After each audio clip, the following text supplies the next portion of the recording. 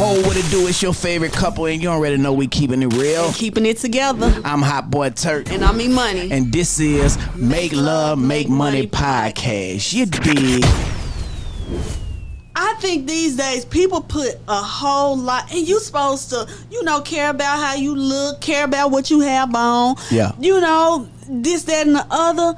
But when it's too much, it's bringing me to this story that I saw scrolling on Instagram. Mm-hmm. And it was a young lady. And, first off, prayers go out to her family. And, God rest her soul, because she went out of the country to get a BBL, right? She ended up dying.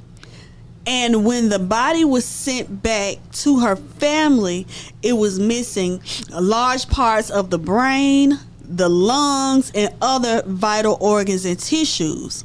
So, it's just been always a big conversation about appearance and wanting to look this good and look that good. When is it not okay? You know what I'm saying? Like, when is the fact that you really having this surgery and putting your life on the line? But do people think that their life is on the line when they trying to look fine? You know what I'm saying? Do they even consider that this is a possibility that I might not make it out of this surgery? Or they just thinking about how they gonna look after the fact? No, they got to be thinking about how they gonna look after the fact. But I think it's a possibility, because I can stand a little more. Nah, you good just like how you is. You don't need to be getting none of that. I always think about, I'm not finna be putting my life in. I've had to have surgeries without no choice. So I'm not finna make a decision to go and lay down on nobody's table, putting me to sleep. I'm just not gonna do it. But to each his own. So what about the men that kind of like putting the pressure on these women? Because like sometimes, these women be feeling like insecure. Then they got all these different women bodies and how they looking on social media. You know what I'm saying? It's just a whole bunch of people that looking like something that they not perfect. There's nobody in this world that's perfect. So I feel like, if you get in the gym, if you eat right, there's all kind of ways to do it naturally than going, put your life in danger like that. But, it is what it is, to each his own, you know what I'm saying? It's a lot of different ways to do it naturally. But these days you have the surgery with the BBLs. Mm-hmm. They got this recent craze with the Olympic. Mm-hmm. Is it Olympic or Ozempic? Ozempic. Yeah. And she tried to get me to do that, y'all. That's why I'm really in the gym, but it ain't going. No. So you talking about it, but I gotta keep it real. Y'all know I'm gonna keep it real with y'all. Now she really proposed it to me, right? And I was like, I ain't gonna do that, babe. We gonna get our butt in the gym for real, because I'm scared of sticking something in my stomach. You know what I'm saying? However they do it. You feel me? To each his own, though. To each his own. Now, the conversation did come up. And after I researched it and then thought about it, because I'm a thinker, too. And I'm like, man, nah, dog. We just gonna... No sweat, no check, and y'all see how we do it. You feel me? But on a serious note, babe, it's October, and it's Breast Cancer Awareness Month, and I don't know if the people know that you know what I'm saying, went through all of the chemotherapy, the radiation, and the double mastectomy. You know what I'm saying? Like, how do you feel knowing that we in October, right? So you had to go through surgery, and you went through some things, you know what I'm saying, but it wasn't, by choice. It was just you had to do it, you know what I'm saying. So explain the difference when you have to go through it that way, and how you feel about it being, Breast Awareness Month, and all that thing. Right. So first off, I do want to, shout out to everybody who's actually on their journey, if they've been recently diagnosed with breast cancer, those who are fighting, who've been on it for a while, and honor those who have, I don't like to say lost the battle, but have transitioned on to a better place during their journey with breast cancer. But yeah, when I went through it, I had to go through so many surgeries, and it was not. I mean, it still was a choice, but then it was like a necessity at the time. It wasn't cosmetic. So, with me going through that, going back to what we was talking about, that's a big reason why I would not just opt to have a surgery just for some enhancements. You know what I'm saying? Because I know what can come along with it. And going through something like that is so good when you have somebody by your side to help you through it. You know, Turk was there the whole way. I also had my family, and I had my twins. My twins, they were number 1 year old at the time. But you just never know where you have to pull like strength from. And sometimes when you have these little babies, and I had 2 of them, it ain't no laying down. You know? You couldn't change them. You couldn't hold them. They crawling.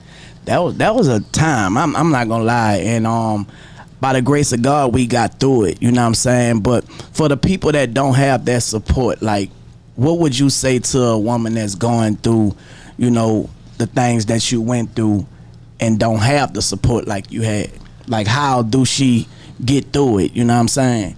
Well, truth be told, even with support, at times you can feel like you going through this by yourself because nobody really understands. And that's where your faith have to come into play.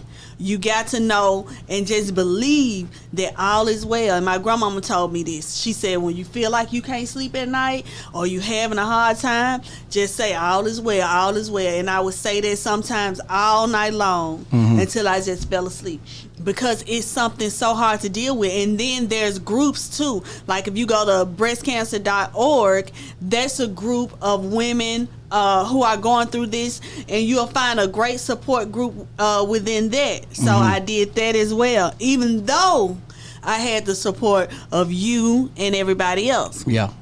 It's just it's a thing where I always tell people it has a toll on your body tremendously, but the biggest toll that it has is really on your mind. And if you can condition your mind to be in a place of being a winner, of being a survivor, and just continuing to push through, to knock down those hurdles, to go from one step to the next, and stay positive.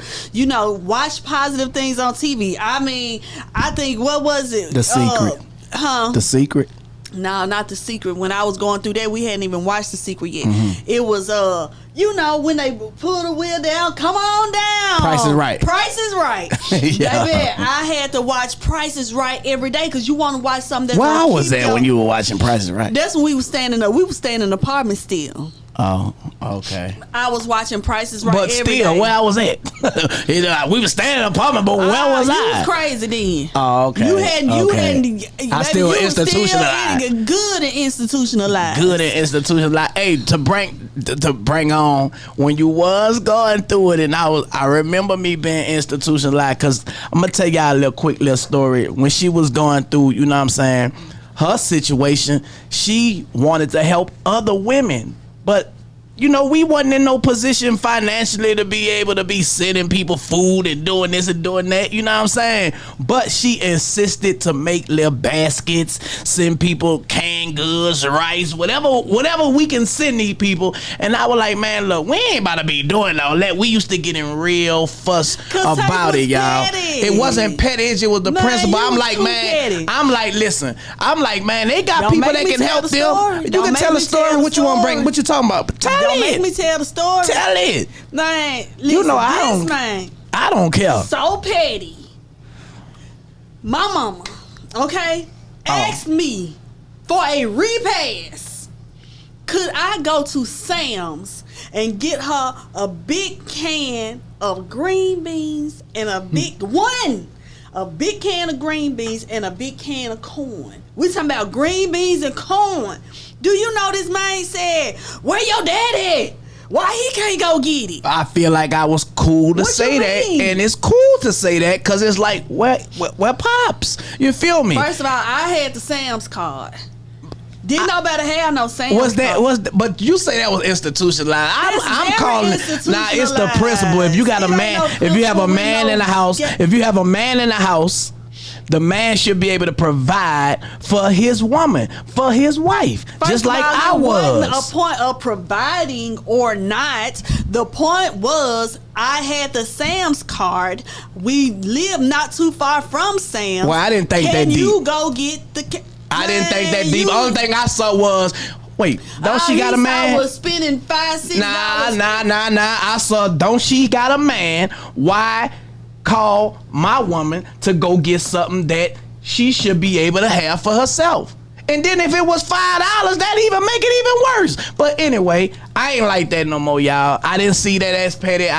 It was the principle. You know what I'm saying? I love my, mother-in-law and father-in-law. You know what I'm saying? But it's all good now. And you know to what get I'm them a saying? whole case of corn. Yo. That's just the fact of dealing with somebody fresh out of jail. You feel Anyway. me? Lord knows it took some work to get right here today to We where here. we can even have this conversation. We here and we guess what? We make love, make money. We So making guess love, what? make That's money. what's We going making love, on. You make know what I'm money. saying? But at the time, Yeah. we was making love, making a mess, and just in distress, Yeah. barely passing the test.